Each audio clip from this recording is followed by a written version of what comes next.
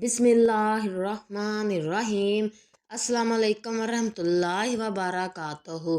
ناظرین، آج کا ہمارا موضوع ایک ایسے شخص کے بارے میں ہے جو پہلے بہت فرما بردار ہوتا ہے، اپنی ماں سے بہت پیار کرتا ہے، سب محلے والے اس کی عزت کرتے تھے، لیکن ایک دن ایسا کیا ہوا کہ اس نے اپنی ہی ماں کا سینہ چیر کر دل نکال لیا۔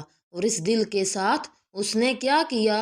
اور ایک کسائی اپنی ماں کے ساتھ ایسا کیا کرتا تھا جس کی وجہ سے اس کی ماں اس کے کان میں کچھ کہتی تھی؟ ناظرین، کسی بستی میں ایک عورت بڑی عبادت گزار اور ہر وقت اللہ کی یاد میں مشغول رہتی تھی۔ اللہ کی قدرت کے اس کا نیک خدا ترس شوہر وفات پا گیا اور اس کا ایک ہی لڑکا تھا۔ اس نیک دل عورت نے اس لڑکے کی بڑی اچھی طرح پرورش کی، بہت اچھے سے پالا، تعلیم بھی اچھی دلائی۔ لڑکے نے جب دنیا کے میدان میں قدم رکھا تو ہر طرف اس کے حسن سلوک کے چرچے ہونے لگے۔ شریف لوگ اس کو عزت کی نگاہ سے دیکھتے، بیوہ عورتیں اس کو دعائیں دیتی اور غریبوں سے ہمدردی کرتا، خیرات و صدقات دیتا۔ غرض اس کی بستی میں کوئی ایسا فرد نہ تھا جو اس سے خوش نہ تھا۔ اس کی بستی والے ایسے نیک لوگ تھے کہ ہر گھر سے قرآن پاک کی تلاوت کی آواز آتی تھی، مساجد میں درس قرآن اور اللہ کے ذکر کی مجلس ہوتی تھی۔ غرض اس بستی کا ہر گھر جنت کا نمونہ تھا۔ یہ لڑکا دیہات سے باہر شہر میں آنے جانے لگا۔ کچھ بے حیا عورتوں پر اس کی نظریں پڑنے لگی اور آہستہ آہستہ اس کی دوستی نیکیوں سے ہٹ کر برے بندوں سے بڑھنے لگی۔ پھر وہ راستے سے بھٹک گیا۔ بد کردار دوستوں کے مشورے سے اس نے والدہ کے کھیت، دیہات کی پرسکون زندگی کو خیر آباد کہہ کر شہر کی فضا میں اپنا ڈیرا ڈال لیا، اور اس کے ڈیرے میں اب ہر قسم کے اوباش دوست اس کے گرد جمع ہونے لگے۔ ان بد کردار دوستوں نے اسے راہ حق سے ہٹا دیا۔ ماں مصلے پر بیٹھی ہر وقت اس کے لیے دعائیں کرتی، کبھی کبھی ماں سے ملنے شہر سے گاؤں چلا جاتا۔ آہستہ آہستہ وہ وقت آیا کہ مہینے میں ایک چکر لگاتا۔ اسی اثنا میں اس کے بد کردار دوستوں کے ذریعے اس کی دوستی ایک بد کردار عورت سے ہو گئی، اور وہ اس کا اس قدر دیوانہ ہوا کہ اپنے باپ کی جائیداد فروخت کر کے اس پر لٹاتا رہا۔ آخر وہ وقت آیا کہ وہ عورت جس نے اپنے نیک دل شوہر کی زندگی میں کبھی کوئی دکھ نہیں دیکھا تھا، اب دوسروں کے گھر مزدوری کرنے لگی۔ بیٹا جب کبھی گاؤں آتا تو ماں مزدوری کے پیسوں سے بیٹے کو کوئی چیز بنا دیتی اور دعاؤں کے ساتھ رخصت کرتی۔ کافی عرصہ گزر گیا، لڑکا ماں کو ملنے نہ آیا۔ ماں بیٹے کی جدائی میں اپنے ہوش و حواس کھو بیٹھی۔ جب بھی کوئی غیر اس کے دروازے کو کھٹکھٹاتا تو وہ دوڑ کر دروازے کے پاس جاتی، بے ساختہ کہتی، میرے بیٹے تم آ گئے، بیٹے تم نے اتنی دیر کیوں لگا دی؟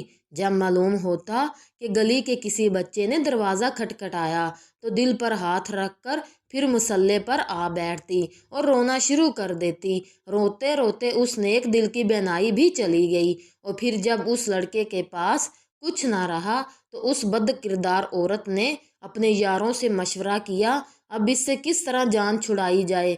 مشورے میں یہ طے ہوا کہ اس سے یہ فرمائش کی جائے گی کہ اپنی ماں کا دل نکال کے لے کر آؤ۔ اس طرح وہ فرمائش پوری نہیں کرے گا اور خود ہی جان چھوٹ جائے گی۔ اس بد کردار عورت نے یہی فرمائش کی۔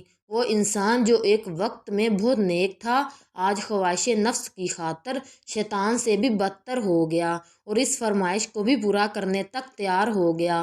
ناظرین، اس نے خنجر لیا، گاؤں کی طرف چل دیا۔ عرصہ دراز کے بعد جب یہ بد نصیب دروازے پر پہنچا، آواز دی، ماں خوشی سے دروازے کی طرف دوڑی، منہ سر چوما اور سینے سے لگایا۔ اس بدبخت نے خنجر نکالا اور ماں کے سینے پر مارا، ماں کا دل نکال کر چل دیا۔ آسمان پر اندھیرا چھا گیا، اللہ کا عرش ہل گیا، ظلم کی انتہا ہو گئی۔ بد کرداروں کا یار بد کردار عورتوں کے مکان پر پہنچا تو ماں کا دل اس کے سامنے کیا۔ اس عورت نے کہا، تو اپنی ماں پر ایسا ظلم کر سکتا ہے؟ تو معلوم نہیں میرے ساتھ کیا سلوک کرے، اس لیے یہاں سے نکل جا، آنکھوں پر اندھیرا چھا گیا اور گر گیا، پھر مر گیا۔ ماں کا دل ہاتھوں سے چھوٹا، اس برد کردار عورت کے کمرے میں پڑی چھری پر پڑا۔ ماں کا دل درد سے پھٹ گیا۔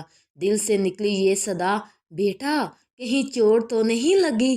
ناظرین، اسی طرح ایک واقعہ ہے کہ حضرت موسیٰ علیہ السلام نے ایک دفعہ اللہ تعالیٰ سے پوچھا کہ جنت میں میرے ساتھ کون ہوگا؟ ارشاد ہوا فلاں قصاب ہوگا۔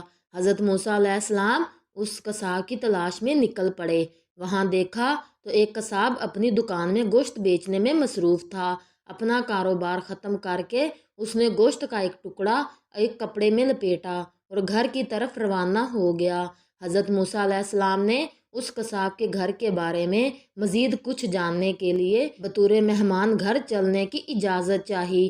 گھر پہنچ کر کسائی نے گوشت کو پکایا اور روٹی پکا کر اس کے ٹکڑے شوربے میں نرم کیے اور دوسرے کمرے میں چلا گیا، جہاں ایک نہایت کمزور بڑھیا پلنگ پر لیٹی ہوئی تھی۔ قصاب نے مشکل سے اسے سہارا دے کر اٹھایا اور ایک لقمہ اس کے منہ میں دیتا رہا۔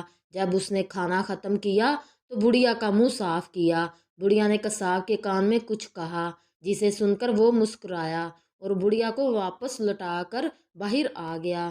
ناظرین، حضرت موسیٰ علیہ السلام نے جو یہ سب کچھ دیکھ رہے تھے، آپ نے قصاب سے پوچھا یہ عورت کون ہے اور اس نے تیرے کان میں کیا کہا جس پر تو مسکرا دیا تھا؟ قصاب بولا اے اجنبی، میری ماں ہے۔